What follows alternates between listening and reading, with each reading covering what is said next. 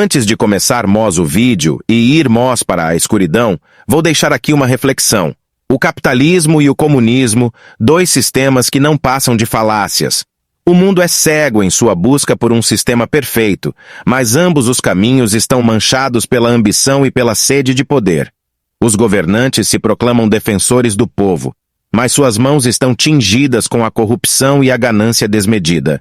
O capitalismo, uma dança de marionetes controlada pelos magnatas, onde os trabalhadores são meros peões em um tabuleiro de lucros. A desigualdade é a chave desse jogo, e o povo sofre sob o peso dos oligarcas. E o comunismo, uma miragem de igualdade que nunca se materializa. As promessas vazias dos líderes comunistas escondem a opressão e a falta de liberdade. O Estado supostamente benevolente governa tudo, mas no fundo é apenas uma máscara para a tirania. Ambos os sistemas são uma afronta à verdadeira liberdade humana, aprisionando-nos em correntes ideológicas.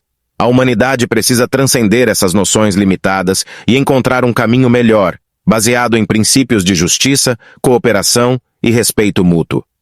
Cabana Paranormal. Minha história envolve a mim e 3 dos meus melhores amigos de infância, com os quais ainda mantenho amizade até hoje. Eu não conseguiria escrever esta história sem o consentimento e a colaboração deles, pois todos nós vivenciamos algo verdadeiramente aterrorizante em uma noite na casa do meu amigo Kevin. Lutamos muito para decidir se deveríamos compartilhar isso, com medo de sermos ridicularizados, mas estamos prontos para dividir essa experiência com a comunidade. É importante ressaltar que tudo o que relatamos é verdadeiro e não inventado de forma alguma. Independente de estarmos imaginando coisas ou não, a realidade é que vivenciamos algo muito assustador. Uma das minhas amigas teve um colapso nervoso após o incidente e precisou de aconselhamento. A propósito, eu sempre fui cético em relação ao paranormal e tendo a acreditar em poucas coisas nesse sentido. No entanto, gosto de assistir, ouvir e ler sobre o tema, simplesmente porque gosto de manter a mente aberta na vida. Para mim, uma mente aberta é uma mente em crescimento. Independentemente de ser algo paranormal ou não, alguém estava claramente lá naquela noite. A história começa durante o verão, geralmente por volta do meio de julho. Nós, um grupo de amigos inseparáveis desde a infância, costumávamos passar um tempo na cabana da família de um dos amigos, localizada em uma ilha remota na floresta de Minnesota, às margens do Lago Vermilion. Desde jovens íamos sempre para lá, acompanhados pelo pai de um dos amigos e, às vezes, alguns dos nossos próprios pais. Quando nos tornamos estudantes do ensino médio, nos sentimos maduros o suficiente para ir à cabana por conta própria, finalmente sem a supervisão dos pais.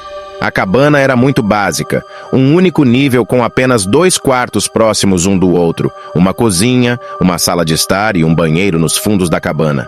Todos os quartos tinham pelo menos uma janela sem cortinas, o que nos permitia ver a floresta e o lago facilmente. Essa configuração sempre fazia minha mente correr solta à noite, pensando que alguém estava nos observando. Na terceira noite da viagem, quando estávamos lá sozinhos pela primeira vez sem o pai do Kevin ou qualquer outro adulto, tivemos um incidente perturbador. Depois de passarmos a noite bebendo cerveja ao redor da fogueira e observando as estrelas, ouvimos um som na água do lago, como se um peixe tivesse saltado para pegar um inseto. Ao olharmos na direção do som, notamos algo estranho. A certa distância, parecia uma cabeça flutuando na água, olhando diretamente para nós. Era aproximadamente a distância de 3 campos de futebol americanos a partir do deck da cabana. Mas ainda conseguíamos distinguir algumas características: cabelos pretos longos e pele muito pálida. Mas não conseguíamos ver os olhos, boca, nariz ou queixo claramente. Parecia apenas um amontoado de pele pálida com cabelos pretos. Essa visão nos deixou arrepiados e assustados, mas tentamos convencer a nós mesmos que era apenas um mergulhão, um pássaro comum da região. No entanto, sua falta de movimento e sua permanência no mesmo lugar por tanto tempo nos deixaram inseguros sobre essa explicação. Após esse encontro perturbador, voltamos para dentro da cabana, tentando esquecer o incidente e recorrendo à cerveja para acalmar nossos nervos. Algumas horas depois, precisei usar o banheiro com urgência, mas o banheiro interno estava ocupado. Então, decidi ir para fora fazer minhas necessidades. Afinal, Estávamos em meio à natureza. Enquanto olhava para o belo lago iluminado pela lua, percebi que o objeto negro ainda estava lá, mas agora estava a cerca de 30 metros mais próximo de nós. Continuava a parecer que estava olhando diretamente para mim, mas dessa vez eu conseguia ver mais detalhes. Tinha uma pele muito pálida e longos cabelos negros caindo pelo rosto.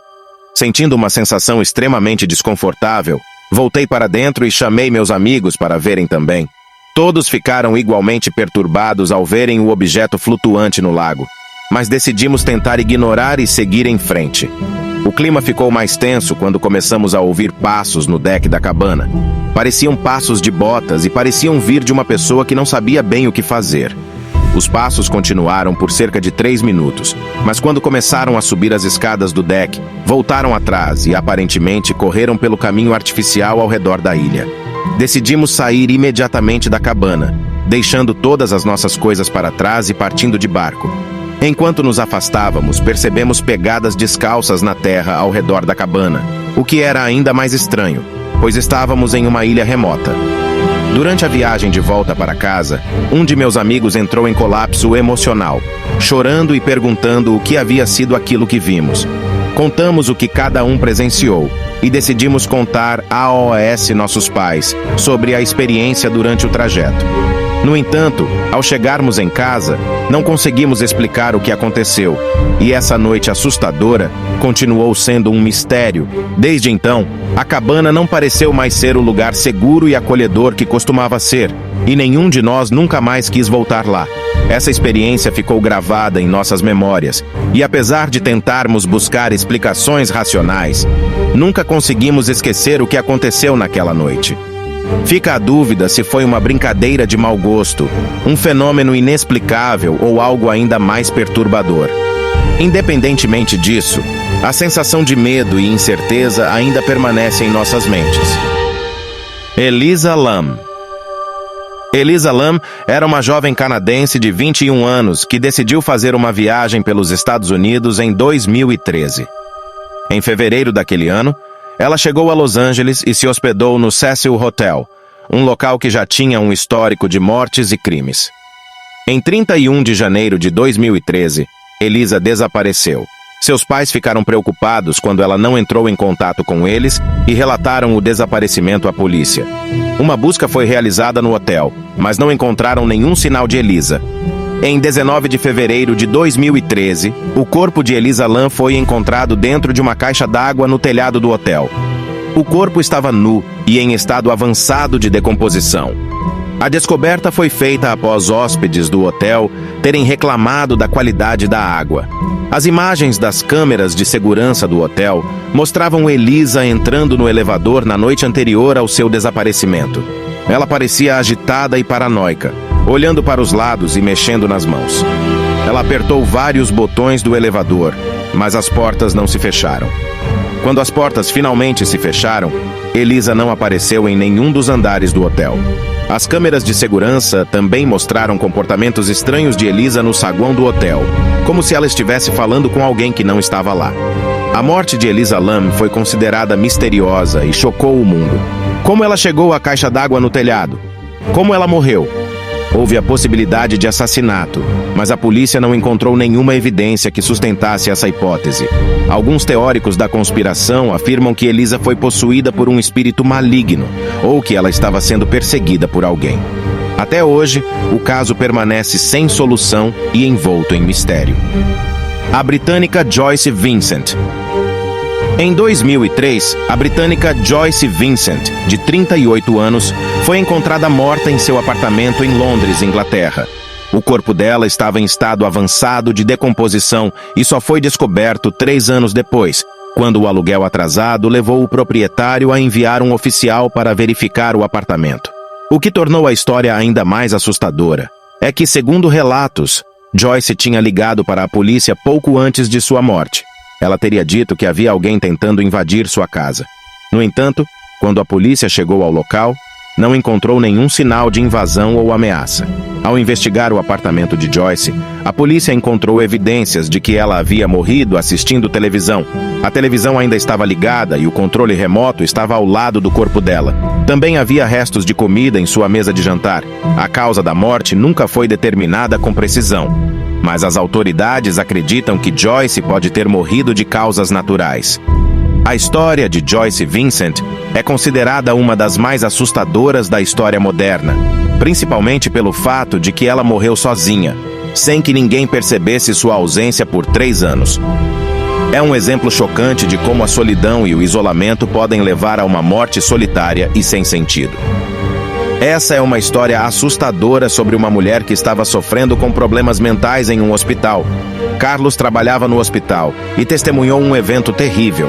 A mulher estava surtando e ameaçando as pessoas com uma faca e alternava entre vozes masculinas e femininas. Ela acabou se ferindo gravemente na frente de todos, cortando a si mesma e retirando os próprios intestinos. Carlos ficou muito abalado com a cena e, mais tarde, descobriu que um dos médicos que o ajudou estava sob efeito de LSD. Carlos questionou a abordagem do médico em dar LSD a uma paciente com problemas mentais e, mais tarde, descobriu que o médico havia cometido suicídio. Ele estava preocupado com a maneira como os pacientes eram tratados no hospital e sentia que não poderia fazer muito para mudar as coisas. Além disso, havia preocupações em relação ao seu próprio emprego, pois o chefe do hospital estava prestes a sair. Carlos desenvolveu pesadelos frequentes com a mulher que ele havia testemunhado, o que o perturbou profundamente. Ele buscou ajuda espiritual e orações do pastor para superar essas imagens angustiantes. Ele começou a odiar o lugar em que trabalhava, mas sentia-se preso, pois não sabia para onde ir depois de trabalhar lá por tantos anos. Essa história destaca a angústia e as dificuldades enfrentadas por aqueles que trabalham com pacientes com problemas mentais e também chama a atenção para a importância de um tratamento adequado e responsável para essas pessoas vulneráveis. Essa é uma história assustadora e intrigante sobre um acontecimento paranormal vivido por Carlos. Na noite de 29 de junho de 1969, ele decidiu trabalhar até tarde na cozinha, fazendo uma limpeza minuciosa e ganhando horas extras para economizar para o Natal. Porém, enquanto estava lá, ele começou a ver coisas estranhas e a ouvir passos e sussurros audíveis. Quando Carlos ouviu o som de 2 pias pingando, ele foi verificar, mas ao chegar lá, o som parou e não havia nenhuma goteira. Isso o deixou assustado e em pânico. Então, ele ouviu uma risadinha e um sussurro. Gritou perguntando se um dos pacientes tinha saído de seus quartos, mas não obteve resposta. Quando olhou embaixo de uma mesa, viu uma garotinha de cerca de 12 anos, com olhos fundos e um rosto gravemente queimado, vestindo um vestido. Ao olhar novamente, a garota desapareceu. Carlos ficou aterrorizado e correu para procurar ajuda. Ele encontrou uma enfermeira e contou o que tinha visto. A enfermeira lhe disse que a garota se chamava Katrina e que em 1929 a cozinha era a antiga morgue, ou seja, o antigo necrotério. Supostamente, Katrina era uma garota que foi queimada viva no incinerador, brincando de fazer-se de morta. Mas os enfermeiros acreditaram nela e a colocaram no incinerador sem saber que ela ainda estava viva. Apesar de a enfermeira acreditar que tudo era apenas uma história de fantasmas, Carlos continuou atormentado pelas aparições e pesadelos com Katrina. Ele sonhou com a garota em meio a um fogo, sendo jogada na incineração enquanto lutava para sobreviver. Carlos sentia uma conexão com a garota e acreditava que a história dela era real. Ele compartilhou suas experiências com o chefe do hospital, mas ele não pôde confirmar os rumores, já que estava lá por apenas 3 anos antes de Carlos. Mesmo assim, Carlos nunca conseguiu esquecer Katrina e sentia que ela precisava de alguém para ouvir sua história. Essa história ressalta o sobrenatural e as crenças de Carlos em relação à aparição de Katrina. É uma história emocionante e cheia de mistérios que permaneceram sem explicação, deixando Carlos com uma conexão inexplicável com o passado e o destino da garotinha. Sanatório de guerra. A história começa em um sábado à noite em um sanatório no interior do estado de São Paulo, Brasil. O sanatório foi construído no início do século XX e era um dos mais respeitados hospitais psiquiátricos do país. No entanto, durante a Segunda Guerra Mundial, o sanatório foi usado como um hospital de guerra e foi palco de muitas atrocidades. Muitos soldados foram mortos ou ficaram feridos no sanatório e alguns deles acabaram enlouquecendo. Um desses soldados era um homem chamado João. João foi internado no sanatório em 1944. Ele estava sofrendo de transtorno de estresse pós-traumático e tinha alucinações e delírios. João acreditava que os soldados que estavam mortos no sanatório estavam voltando para assombrá-lo. Ele também acreditava que os médicos e enfermeiros do sanatório estavam tentando matá-lo. João ficou internado no sanatório por muitos anos. Ele nunca se recuperou da guerra e acabou morrendo no sanatório em 1954. Depois da morte de João, o sanatório foi abandonado. O prédio ficou abandonado por muitos anos e se tornou um lugar assombrado. Uma noite, um grupo de jovens decidiu explorar o sanatório abandonado. Eles estavam procurando por um lugar para se divertir e não acreditaram nas histórias de fantasmas que circulavam sobre o lugar. Quando os jovens chegaram ao sanatório, ficaram surpresos com o tamanho do prédio. O sanatório era enorme e parecia estar abandonado há séculos. Os jovens decidiram explorar o sanatório. Eles caminharam por corredores escuros e vazios. Eles viram portas fechadas e janelas quebradas. Eles ouviram barulhos estranhos e sentiram calafrios na espinha. Os jovens estavam cada vez mais assustados. Eles queriam sair do sanatório, mas estavam perdidos. Eles não sabiam como voltar para o carro. De repente, os jovens ouviram um barulho vindo de uma sala. Eles se aproximaram da sala e viram uma figura sentada em uma cadeira. A figura estava usando um manto preto e um capuz. A figura não se moveu. Os jovens estavam apavorados. Eles não sabiam o que fazer. Eles queriam correr, mas estavam congelados de medo. A figura levantou o capuz e os jovens viram um rosto terrível. O rosto estava cheio de cicatrizes e os olhos estavam vermelhos como fogo. Os jovens gritaram e correram. Eles saíram do sanatório e nunca mais voltaram. O homem que estava sentado na cadeira era o espírito de João. João estava vingando a sua morte. Ele estava matando todos aqueles que entravam no sanatório. O sanatório continua abandonado e é um lugar assombrado. Os moradores da cidade dizem que podem ouvir os gritos dos jovens que foram mortos por João. Dizem também que podem ver o fantasma de João andando pelos corredores do sanatório. Eu era um estudante de história e sempre fui fascinado pela Segunda Guerra Mundial. Um dia, eu estava fazendo pesquisas sobre os campos de concentração nazistas e encontrei uma referência a um sanatório que havia sido usado para experimentos médicos. O sanatório estava localizado na Alemanha e havia sido abandonado há muitos anos. Eu decidi viajar para a Alemanha e visitar o sanatório. Quando cheguei, fiquei chocado com o estado em que o edifício estava. As paredes estavam rachadas, as janelas estavam quebradas e o teto estava caído. O sanatório parecia uma cena de um filme de terror. Eu entrei no sanatório e comecei a explorar. As salas estavam vazias, exceto por algumas camas e cadeiras. Havia um cheiro forte de mofo no ar e eu podia ouvir o barulho de morcegos voando no teto. Eu estava começando a sentir que estava sendo observado. Eu vi sombras se movendo no canto dos meus olhos e eu podia ouvir passos atrás de mim. Eu estava começando a ficar com medo. De repente, eu ouvi uma voz. A voz era fraca e rouca, mas eu podia entendê-la. A voz estava me chamando. Aqui, a voz disse. Aqui estou. Eu vi uma figura se movendo na escuridão. A figura estava vestida de branco e tinha uma cabeça calva. A figura era um homem. O homem veio até mim e estendeu a mão. Olá, ele disse. Meu nome é João. Eu estendi a mão e apertei a mão dele. Olá, João, eu disse. Meu nome é Marcelo. O que você está fazendo aqui? João perguntou. Eu vim investigar o sanatório, eu disse. Eu estou interessado na história dele. O sanatório é um lugar muito perigoso, João disse. Você deve ir embora. Não, eu disse. Eu preciso ficar. João balançou a cabeça. Você não entende, ele disse. Este lugar está assombrado. Eu não acredito em assombrações, eu disse. Você verá, João disse. Eu fiquei com João no sanatório por mais algumas horas.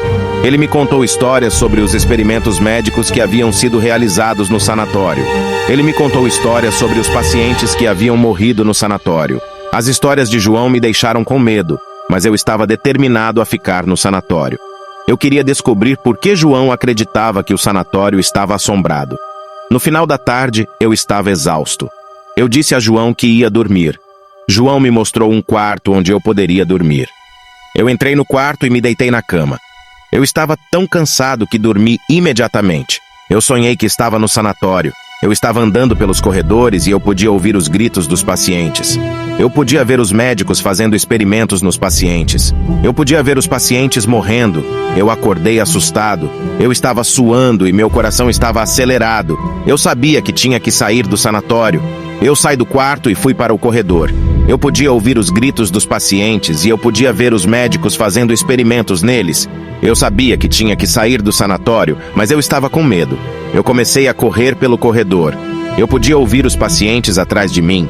Eu podia ver os médicos atrás de mim. Eu sabia que tinha que sair do sanatório, mas eu estava com medo. Eu finalmente cheguei à saída do sanatório. Eu abri a porta e corri para fora. Eu estava livre. Eu nunca voltei ao sanatório. Eu nunca quis voltar.